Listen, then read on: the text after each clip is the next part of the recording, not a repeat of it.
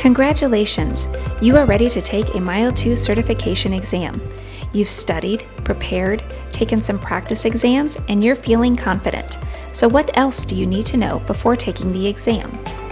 First, you can purchase the exam individually or with education and training tools. All Ultimate Combo purchases include an exam.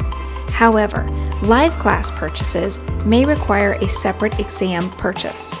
Second, all exams are administered through your Mile2.com account. The exams are the last items listed in the course documents under the videos and applicable labs. When you click into the exam, you will find a page with notes and warnings to review before starting.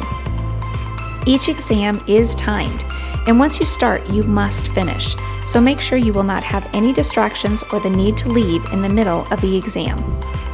So what happens if you don't earn the grade necessary for certification on the first try? Well, don't worry. We give you the opportunity to try again with our free second chance exam. The exam will automatically reset and you'll have one more try. Once you pass your exam, the certification and badge will load into your account and you are on your way to further job security in one of the most in-demand jobs on the planet. Good luck, and thank you for choosing Mile2.